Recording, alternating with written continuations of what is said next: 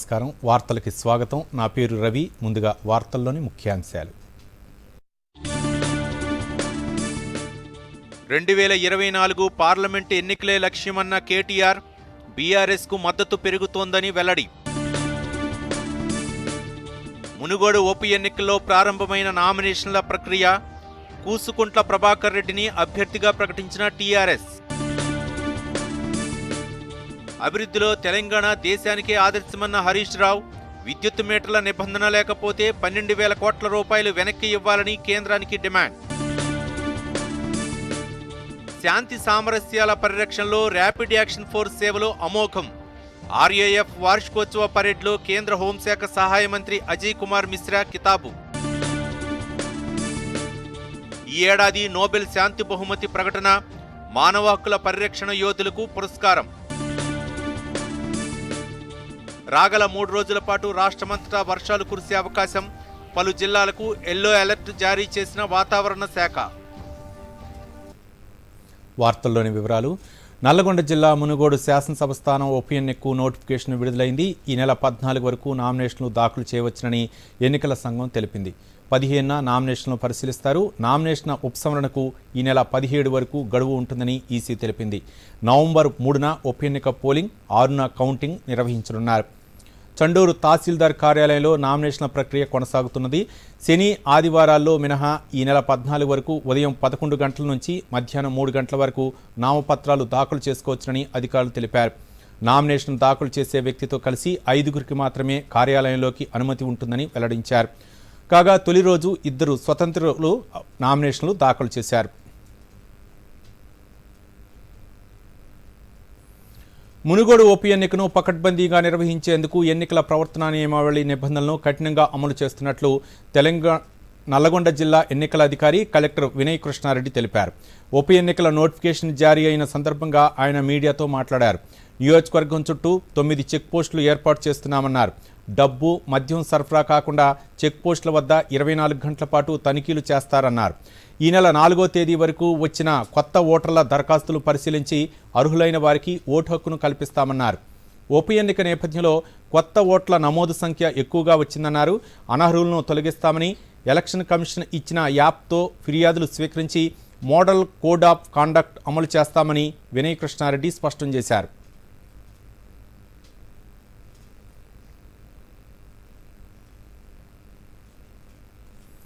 మాజీ ఎమ్మెల్యే కూసుకుంట్ల ప్రభాకర్ రెడ్డిని మునుగోడు నియోజకవర్గం టీఆర్ఎస్ అభ్యర్థిగా ప్రకటించారు. ఈ మేరకు ఆ పార్టీ అధినేత ముఖ్యమంత్రి కె చంద్రశేఖరరావు నిర్ణయం తీసుకున్నారు. ప్రభాకర్ రెడ్డికి ప్రగతి భవన్లో బీ ఫారంను ₹1,00,000 నగదును అందజేశారు. ఈ కార్యక్రమంలో మంత్రి జగదీష్ రెడ్డితో పాటు పలువురు ఎమ్మెల్యేలు, ఎమ్మెల్సీలు పాల్గొన్నారు. ఎమ్మెల్యే పదవికి కోమటిరెడ్డి రాజగోపాల్ రెడ్డి రాజీనామా చేయడంతో ఉప ఎన్నిక అనివార్యమైంది. ఇప్పటికే కాంగ్రెస్ పార్టీ తమ అభ్యర్థిగా పాల్వాయి స్రవంతిని ప్రకటించింది. మాజీ ఎమ్మెల్యే కోమటిరెడ్డి రాజగోపాల్ రెడ్డి బీజేపీ అభ్యర్థిగా ఈ నెల 10న నామినేషన్లు దాఖలు చేయబోతున్నట్లు ప్రకటించారు. 2014 ఎన్నికల్లో మునుగోడు నియోజకవర్గం నుంచి టీఆర్ఎస్ తరపున కూసుకుంట్ల ప్రభాకర్ రెడ్డి ఎమ్మెల్యేగా విజయం సాధించారు. 2018 ఎన్నికల్లో కోమటిరెడ్డి రాజగోపాల్ రెడ్డి చేతిలో ఓటమి పాలయ్యారు. మునుగోడు ఉప ఎన్నికలో బీఆర్ఎస్ పార్టీకి ప్రజలు బుద్ధి చెప్తారని బీజేపీ రాజ్యసభ సభ్యుడు లక్ష్మణ్ అన్నారు. ముఖ్యమంత్రికి బీఆర్ఎస్ పార్టీ పేరుతో మునుగోడు ఎన్నికల్లో గెలిచి చూపించాలని తెలిపారు. హైదరాబాద్ రాజేంద్ర నగర్లో బీజేపీ ఏర్పాటు చేసిన ఓబీసీ మోర్చా ప్రత్యేక శిబిరాన్ని లక్ష్మణ్ ప్రారంభించారు. ఈ సందర్భంగా మాట్లాడుతూ ఉద్యమకారులను మొదటి నుంచి మోసం చేస్తూ వచ్చిన ప్రభుత్వం బీసీలకు సముచిత స్థానం కల్పించలేదని ఆరోపించారు. కాంగ్రెస్, టీఆర్ఎస్ పార్టీలు బీసీలను మోసం చేశాయన్నారు. 8 ఏళ్ల పాలనలో ధనిక రాష్ట్రమైన తెలంగాణను అప్పుల పాలు చేశారని లక్ష్మణ్ ఆరోపించారు. పగటి కళలు కంటున్నటువంటి టీఆర్ఎస్ నాయకులు జాతీయ పార్టీగా మార్చుకునే అవకాశం మీ నాయకులకు లేదు. దేశ ప్రజలు మిమ్మల్ని గుర్తించాలి. కేవలం మీది ఒక రికగ్నైజ్డ్ పార్టీగానే పరిగణింపబడుతుంది. రిజిస్టర్డ్ పార్టీగానే, రికగ్నైజ్డ్ పార్టీగా కాదు. టీఆర్ఎస్ పార్టీ ఏదైతే గుర్తింపు పొందిందో మీ యొక్క తీర్మానం ద్వారా ఆ గుర్తింపు కూడా పూర్తిగా రద్దయిపోతుంది. ఆ గుర్తింపు పార్టీగా ఇవాళ హక్కును కూడా మీరు కోల్పోతున్నారు. అంటే ఇవాళ దేశంలో 8 జాతీయ పార్టీలు కొన్ని ప్రాంతీయ పార్టీలు ఉన్నాయి. ఇప్పుడు మీరు చెప్పే బీఆర్ఎస్ పార్టీ అది ప్రాంతీయ పార్టీ కాదు, జాతీయ పార్టీ గుర్తింపు కూడా నోచుకోలేదు.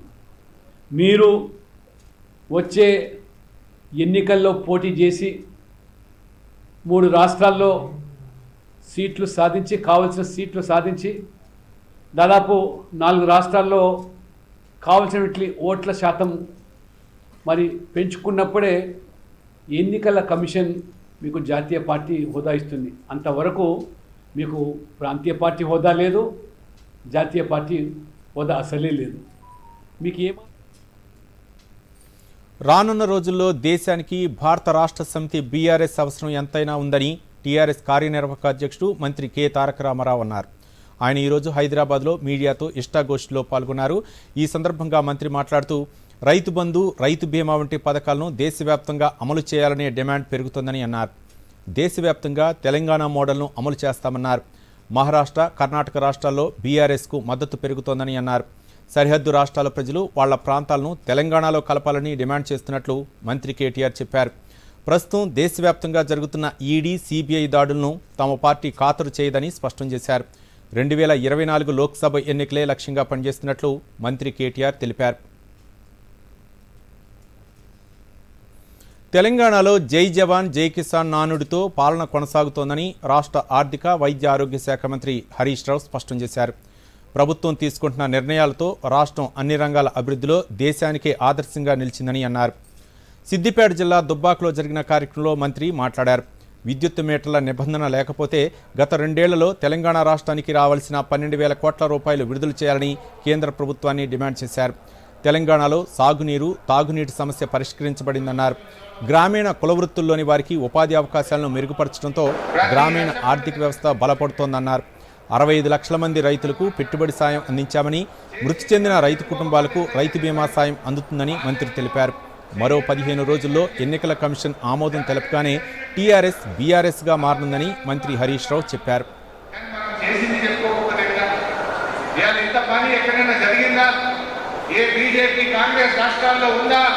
రైతు బంధు ఉందా, రైతు బీమా ఉందా, కళ్యాణ లక్ష్మి ఉందా, కేసీఆర్ కిట్ ఉందా, 24 గంటల ఉచిత కరెంట్ ఉందా నేను అడుగుతాను. కాళేశ్వరం ప్రాజెక్టు మనం స్టార్ట్ చేసిన ఎవరైనా నమ్మిందా? ఇలా కుట్రలు పడతా ఉన్నారు, కానీ ఎంత మంచిగా నీళ్ళు వస్తున్నాయి. ఇక తిప్పలు లేకుండా ఎప్పుడంటే అప్పుడు చెరువులు నింపుకుంటున్నాం.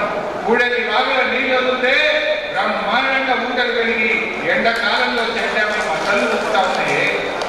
కూడలి వాగు ఎప్పుడున్న 5 ఏళ్ళకి ఒకసారి మద్దలు ఉంటేనే కడుపు నిండుకు మనకు ఇక సంతోషపడుతూ 40 పూజలు చేస్తూ పూలు జరుగుతూ పసుపు కుంకుమలు ఎత్తు. ఇప్పుడు ఏడాది కారణాలు దుఃఖపడ్డారు. ఏడాది కారణాలు కూడా వెళ్ళి మద్దతు దొరుకుతుంటే ఇది నిజంగా టీఆర్ఎస్ కేసీఆర్ సాధించిన విజయం కాదా?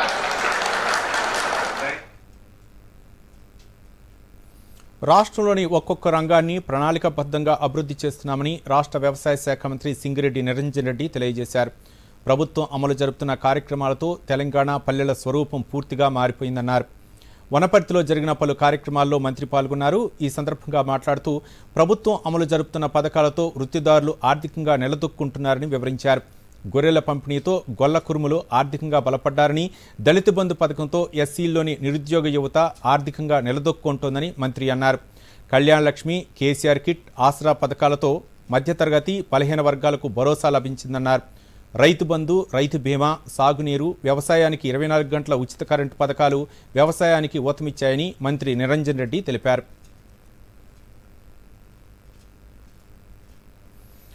యాదాద్రి పవర్ ప్లాంట్ విషయంలో జాతీయ హరిత ట్రిబ్యునల్ ఉత్తర్వులకు సంబంధించిన అంశాలపై కేంద్ర పర్యావరణ, అటవీ మంత్రిత్వ శాఖకు నివేదిక పంపాలని జెన్కో నిర్ణయించింది. ఈ మేరకు జెన్కో డైరెక్టర్లతో హైదరాబాద్లో సమావేశమైన సీఎండీ ప్రభాకర్ రావు యాదాద్రి పవర్ ప్లాంట్కు సంబంధించి ఎన్జీటీ ఇచ్చిన ఉత్తర్వులపై సమీక్షా సమావేశం నిర్వహించారు. ఎన్జీటీ ప్రస్తావించిన అమ్రాబాద్ టైగర్ రిజర్వ్ సరిహద్దు, ash pond design, radioactivity ప్రభావం అంశాలను ఇప్పటికే నిబంధనలు పాటించినట్లు సీఎండీ తెలిపారు. కేంద్ర ప్రభుత్వ నోటిఫికేషన్కు అనుగుణంగా పర్యావరణ అనుమతులకు దరఖాస్తు చేసిన సమయంలోనే ప్లాంట్కు 10 కిలోమీటర్ల మేర విస్తీర్ణంలో యాంబియంట్ ఎయిర్ క్వాలిటీ మోడలింగ్ పూర్తి చేసినట్లు వివరించారు. ఎన్జీటీ నిర్దేశాలకు అనుగుణంగా 25 కిలోమీటర్ల మేర విస్తీర్ణంలో పరిసర వాయు నాణ్యత మోడలింగ్, క్యూములేటివ్ ఇంపాక్ట్ అసెస్మెంట్ నిర్వహిస్తామని సీఎండీ చెప్పారు. ఎన్జీటీ ఆదేశాలను పాటిస్తూ సవరించిన షెడ్యూల్ ప్రకారం ప్రాజెక్టు ప్రారంభించేందుకు ప్రయత్నిస్తామని ప్రభాకర్ రావు తెలిపారు.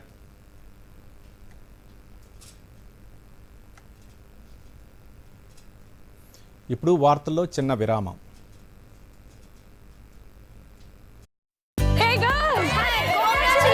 ఈవేళ పార్టీ కావాలంతే. ముందు ఛాంపియన్ తో సెల్ఫీ తీసుకుందాం. ఐడియా, ఇక్కడే చేసుకుందాం పార్టీ. Pizza party. ఇది నీ కార్డు పిన్ను నా కార్డ్ డీటెయిల్స్ స్వయంగా వేస్తాను.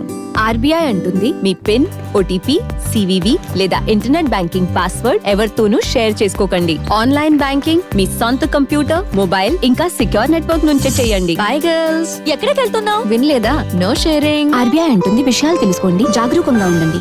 माननीय प्रधानमंत्री जी के नेतृत्व में राष्ट्रीय गोकुल मिशन के अंतर्गत देश भर के सभी डेयरी किसानों, सहकारी डेयरी संगठन और एआई टेक्नीशियंस के अमूल्य योगदान को सराहने और प्रोत्साहित करने के लिए आयोजित राष्ट्रीय गोपाल रत्न पुरस्कार 2022। आप आवेदन www.awards.gov.in पर स्वयं भर सकते हैं या अपने नजदीकी कॉमन सर्विस सेंटर, सहकारी समितियों या अपने पशु चिकित्सक की सहायता ले सकते हैं। आवेदन की अंतिम तिथि है 10 अक्टूबर 2022।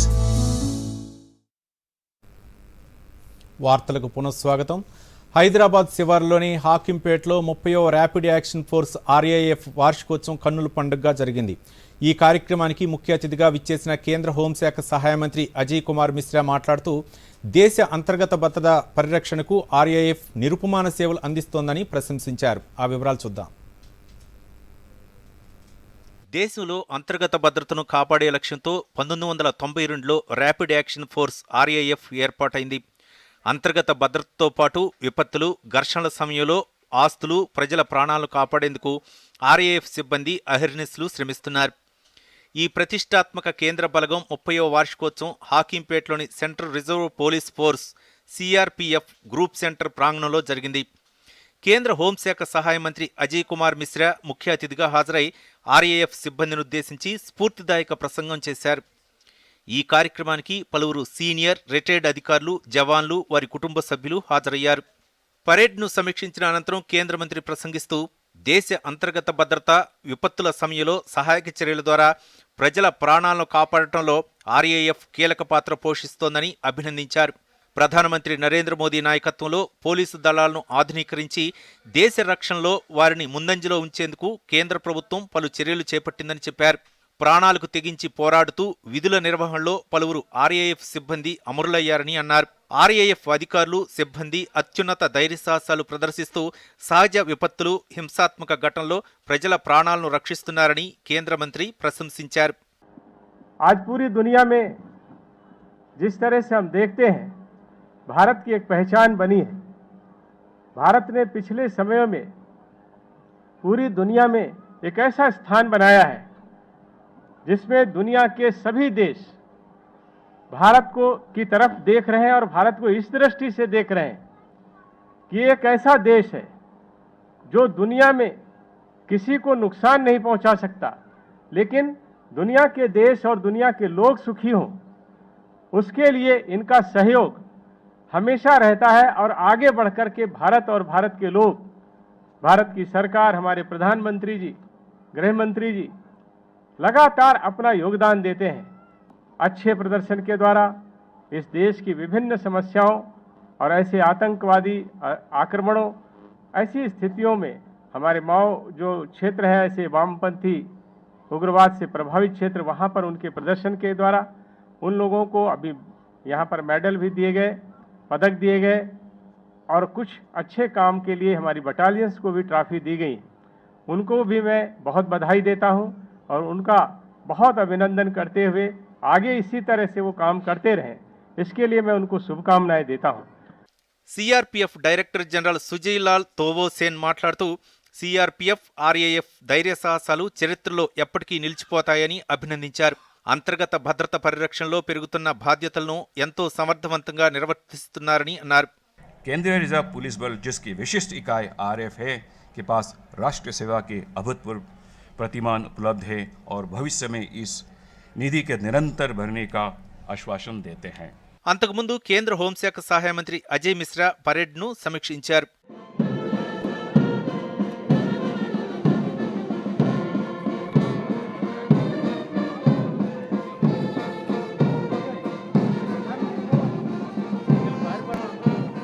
ఈ సందర్భంగా అత్యవసర పరిస్థితుల్లో తాము నిర్వహించే విధులను ప్రదర్శించారు. ఆర్ఏఎఫ్ సిబ్బంది ప్రదర్శించిన విన్యాసాలు అందరినీ ఆకట్టుకున్నాయి.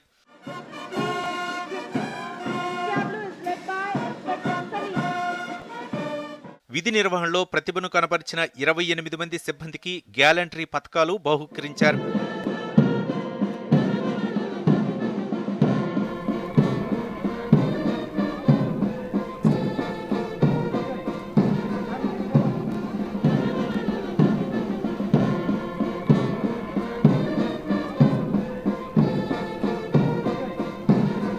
Bureau report, Doordarshan news.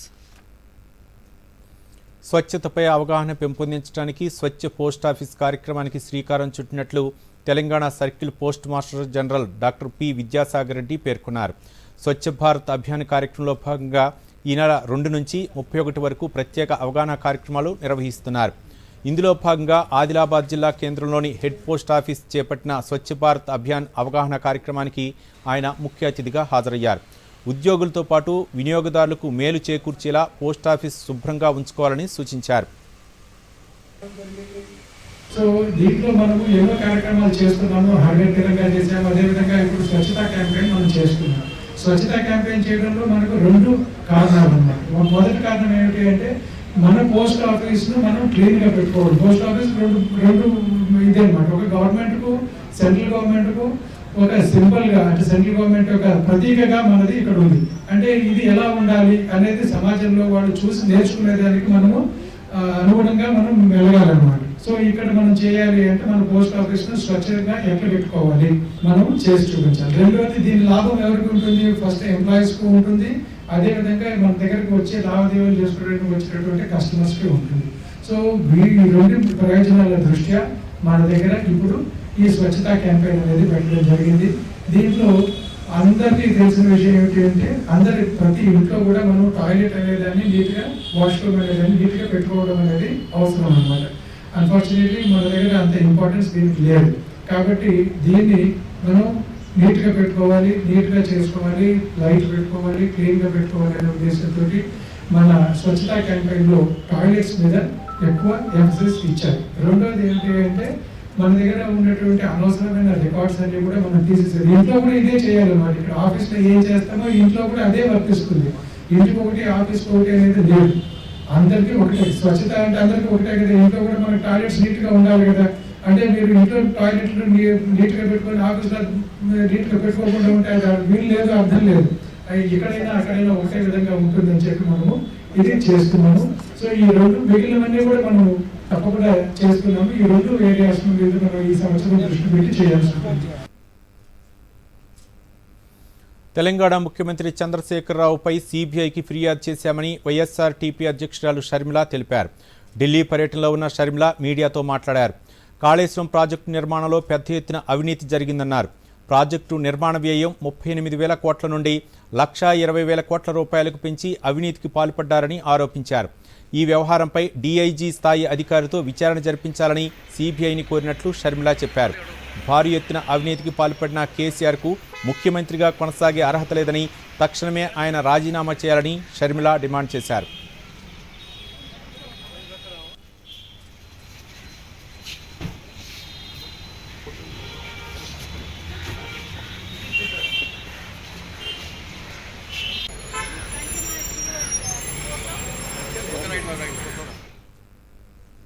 ఇప్పుడు వార్తల్లో చిన్న విరామం. మన డెజర్ట్ వచ్చేసింది కానీ మన ఛాంపియన్ ఇంకా రాలేదు. మరి బిల్ ఇచ్చే ముందేనే వస్తుందంటారా? సో గర్ల్స్, ఏంటట సంగతి? బిల్లట సంగతి ఏది? నీ కాడి పిన్ని. ఆర్బీఐ అంటుంది మీ పిన్, ఓటీపీ, సివివి లేదా ఇంటర్నెట్ బ్యాంకింగ్ పాస్వర్డ్ ఎవరికీ ఇవ్వొద్దు. ఆన్లైన్ బ్యాంకింగ్ మీ సొంత కంప్యూటర్, మొబైల్ ఇంకా సెక్యూర్ నెట్వర్క్ నుంచే చెయ్యండి. తినడం ఛాంపియన్షిప్ జరిగిందా? ఆర్బీఐ అంటుంది విషయాలు తెలుసుకోండి, జాగరూకంగా ఉండండి. వార్తలకు పునఃస్వాగతం. మునుగోడు ఉప ఎన్నికతో తెలంగాణ భవిష్యత్ ముడిపడి ఉందని బీజేపీ రాష్ట్ర అధ్యక్షుడు పార్లమెంటు సభ్యుడు బండి సంజయ్ అన్నారు. నియోజకవర్గంలో టీఆర్ఎస్ పార్టీ అధికార దుర్వినియోగానికి పాల్పడుతుందని విమర్శించారు. హనుమకొండలో ఆయన మీడియాతో మాట్లాడారు. మునుగోడు నియోజకవర్గ అభివృద్ధి కోసమే రాజగోపాల్ రెడ్డి రాజీనామా చేశాడనే భావన ప్రజల్లో ఉందని అన్నారు. ఈ ఉప ఎన్నికలో ఎలాగైనా గెలవాలనే ఉద్దేశంతో అధికార టీఆర్ఎస్ పార్టీ నాయకులు ఓటర్లని అనేక రకాలుగా ప్రలోభాలకు గురిచేస్తున్నారని అన్నారు. ఓటుకు 10,000 రూపాయల నుండి 40,000 రూపాయల వరకు పంచేందుకు సిద్ధపడ్డారని ఆరోపించారు.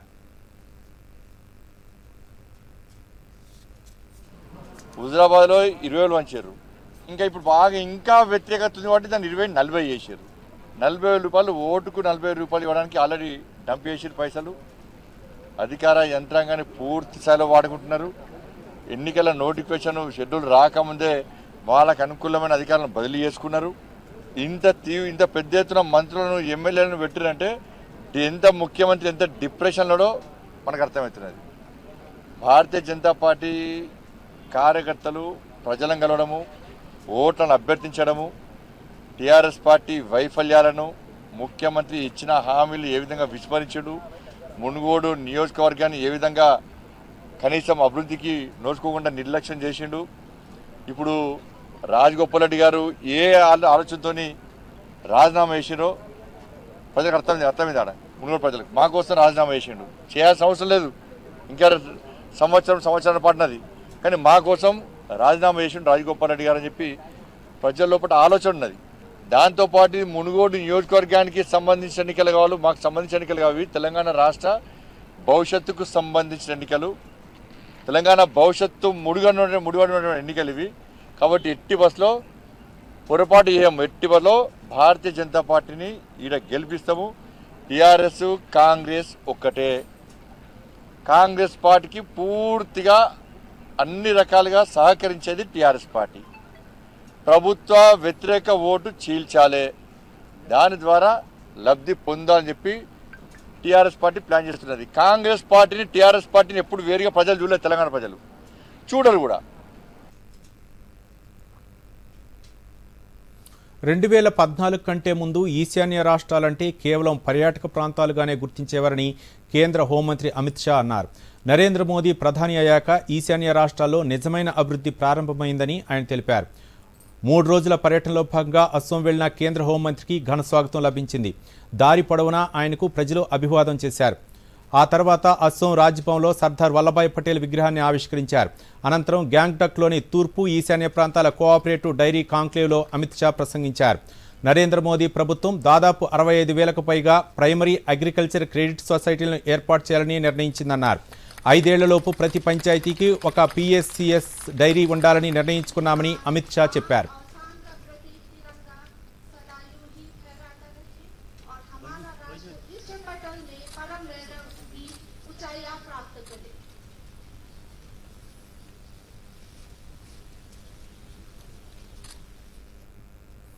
ప్రధానమంత్రి నరేంద్ర మోదీ తన మనసులోని భావాలను దేశ విదేశాల్లోని ప్రజలతో పంచుకునే మన్ కీ బాత్ కార్యక్రమం ఈ నెల 30వ తేదీన ఉదయం 11 గంటలకు Akashvani, Doordarshan, news website, news on air mobile app తదితర మాధ్యమాల ద్వారా ప్రసారమవుతుంది. ఇది 94వ సంచిక. తమ విలువైన సూచనలు, సలహాలు ఇవ్వాలని దేశ ప్రజలను ప్రధానమంత్రి నరేంద్ర మోదీ కోరారు. ఆసక్తి కలవారు మైగావ్ ఓపెన్ ఫోరం, మైగావ్ యాప్ ద్వారా గానీ టోల్ ఫ్రీ నంబర్ 1800-117800పై హిందీ లేదా ఇంగ్లీష్ భాషల్లో రికార్డు చేసి పంపవచ్చు. मन की बात प्रधानमंत्री के साथ तो सुनिए इस महीने 25 सितंबर सुबह 11 बजे मन की बात आकाशवाणी और दूरदर्शन के सभी चैनलों पर. इसके अतिरिक्त आकाशवाणी और दूरदर्शन के YouTube चैनल और प्रसार भारती के ऐप न्यूज ऑन एयर पर सजीव प्रसारण लाइव स्ट्रीमिंग के माध्यम से.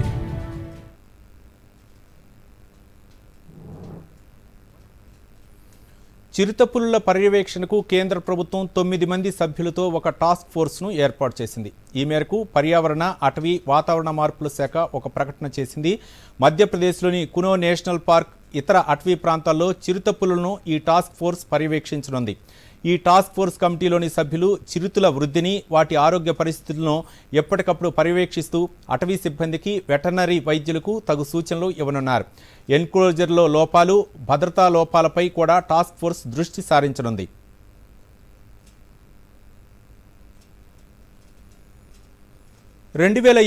సంవత్సరానికి నోబెల్ శాంతి బహుమతి మానవ హక్కుల కోసం పోరాడిన ఒక ఉద్యమకారుడికి, మరో 2 సంస్థలకు వరించింది. బెలారస్కు చెందిన అలెస్ బియాలెట్కి రష్యా మానవ హక్కుల సంస్థ మెమోరియల్, ఉక్రెయిన్ కేంద్రంగా పనిచేసే మానవ హక్కుల సంస్థ సెంటర్ ఫర్ సివిల్ లిబర్టీస్లకు ఈ ఏడాది నోబెల్ పీస్ ప్రైజ్ ఇస్తున్నట్లు నార్వేయన్ నోబెల్ కమిటీ ప్రకటించింది. నోబెల్ శాంతి బహుమతి గ్రహీతలు వారి స్వదేశాల్లో పౌరుల ప్రాథమిక హక్కులను పరిరక్షిస్తున్నారని నోబెల్ కమిటీ తెలిపింది. ఉక్రెయిన్, రష్యాకు చెందిన సంస్థలు మానవ హక్కుల ఉల్లంఘనలు, అధికార దుర్వినియోగానికి వ్యతిరేకంగా పోరాడుతున్నాయని పేర్కొంది. సమాజంలో ప్రజాస్వామ్యం కోసం పోరాడుతున్నందుకు గాను శాంతి బహుమతిని ఈ సంస్థలకు ఇస్తున్నట్లు కమిటీ తెలియజేసింది. తమ కస్టడీలో ఉన్న భారతీయ ఖైదీల రక్షణ, భద్రతకు పాకిస్తాన్ బాధ్యత వహించాలని భారత్ డిమాండ్ చేసింది. విదేశాంగ శాఖ అధికార ప్రతినిధి అరిందమ్ బాగ్చి ఢిల్లీలో మీడియాతో మాట్లాడుతూ ఇటీవలి కాలంలో పాకిస్తాన్లో ఖైదీలుగా ఉన్న భారత మత్స్యకారుల మరణాలు ఆందోళన కలిగిస్తున్నాయని అన్నారు. పాకిస్తాన్ కస్టడీలో ఉన్న 6 మత్స్యకారుల్లో 5 మృతి చెందారని చెప్పారు. ఈ మత్స్యకారులు తమ శిక్షాకాలాన్ని పూర్తి చేసినప్పటికీ అక్రమంగా పాకిస్తాన్ ప్రభుత్వం వారిని నిర్బంధించిందని అరిందమ్ బాగ్చి ఆందోళన వ్యక్తం చేశారు. ఈ పరిణామాన్ని ఇస్లామాబాద్లోని భారత హై కమిషనర్ పాకిస్తాన్ ప్రభుత్వ దృష్టికి తీసుకొచ్చారని చెప్పారు. మయన్మార్లో ఉద్యోగాల కుంభకోణం डीएस्केलेशन हो, फिर बॉर्डर पे नॉर्मलसी हो, ताकि हमारे ओवरऑल रिलेशनशिप में कोई रेगुलरिटी या नॉर्मलसी जो आ पाए. सिचुएशन अभी उस तरह से मैं उसको नहीं कहना चाहूँगा कि नॉर्मल है. इसमें कुछ पॉजिटिव स्टेप्स हुए हैं, पर अभी भी कुछ और स्टेप्स बाकी हैं. उसका नाम है कैलिफोर्निया में उनके पुलिस. మయన్మార్లో ఉద్యోగాల కుంభకోణంలో చిక్కున్న 50 మంది భారతీయులను వెనక్కి తీసుకొచ్చినట్లు అరిందమ్ బాగ్చి తెలిపారు. మయన్మార్లో ఖచ్చితంగా ఎంతమంది భారతీయులు ఈ స్కామ్లో ఇరుక్కున్నారో తెలియవలసి ఉందని అన్నారు. కాలిఫోర్నియాలో భారత్ అమెరికా సంతతి కుటుంబం అపహరణకు గురై ఆ తర్వాత దారుణంగా హత్యకు గురవడం దిగ్భ్రాంతికి గురిచేసిందని బాగ్చి తెలిపారు. బాధితుల కుటుంబ సభ్యులతో భారత దౌత్య కార్యాలయం మాట్లాడుతోందని, వారికి పూర్తి సహకారం అందిస్తున్నట్లు బాగ్చి తెలిపారు.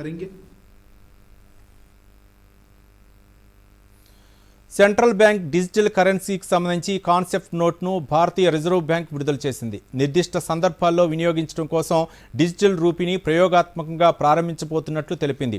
దేశంలో CBDCపై అవగాహన కల్పించడం కోసం ఈ కాన్సెప్ట్ నోట్ను విడుదల చేసినట్లు RBI పేర్కొంది. డిజిటల్ రూపీ ప్లాన్ ఫీచర్స్ గురించి ప్రజలకు తెలియజేయడం కోసం దీన్ని జారీ చేసినట్లు తెలిపింది.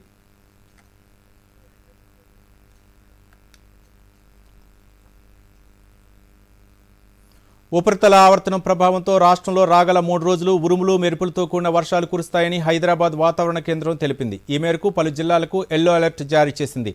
ఉపరితల ఆవర్తనం కోస్తా ఆంధ్రప్రదేశ్ తీరం నుంచి తెలంగాణ మీదుగా మధ్య మహారాష్ట్ర వరకు కొనసాగుతూ సగటు సముద్ర మట్టం నుంచి 0.9 కిలోమీటర్ల ఎత్తు వరకు వ్యాపించి ఉందని తెలిపింది. దక్షిణ కోస్తా ఆంధ్రప్రదేశ్ పరిసర ప్రాంతాల్లో ఉన్న ఆవర్తనం తెలంగాణ పరిసరాల్లోని విదర్భలో కొనసాగుతూ సముద్ర మట్టానికి 1.5 నుంచి 3.1 కిలోమీటర్ల ఎత్తు మధ్య విస్తరించి ఉందని పేర్కొంది. దీంతో తెలంగాణ అంతటా వర్షాలు కురిసే అవకాశం ఉందని వాతావరణ శాఖ తెలిపింది.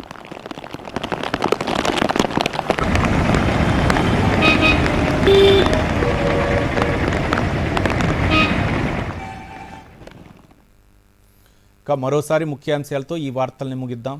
నమస్కారం. దూరదర్శన్ యాదగిరి వార్తలను ఇప్పుడు సోషల్ మీడియాలో కూడా చూడవచ్చు.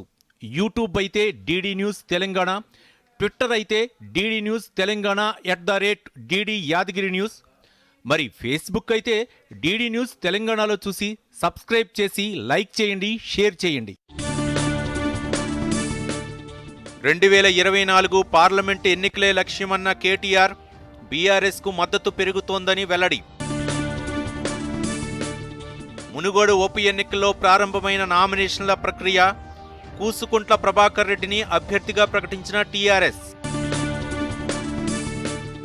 అభివృద్ధిలో తెలంగాణ దేశానికే ఆదర్శమన్న హరీష్ రావు, విద్యుత్ మీటర్ల నిబంధన లేకపోతే 12,000 కోట్ల రూపాయలు వెనక్కి ఇవ్వాలని కేంద్రానికి డిమాండ్. శాంతి సామరస్యాల పరిరక్షణలో ర్యాపిడ్ యాక్షన్ ఫోర్స్ సేవలు అమోఘం. RAF వార్షికోత్సవ పరేడ్లో కేంద్ర హోంశాఖ సహాయ మంత్రి అజయ్ కుమార్ మిశ్రా కితాబు. ఈ ఏడాది నోబెల్ శాంతి బహుమతి ప్రకటన, మానవ హక్కుల పరిరక్షణ యోధులకు పురస్కారం. రాగల 3 రోజుల పాటు రాష్ట్రమంతటా వర్షాలు కురిసే అవకాశం, పలు జిల్లాలకు ఎల్లో అలర్ట్ జారీ చేసిన వాతావరణ శాఖ.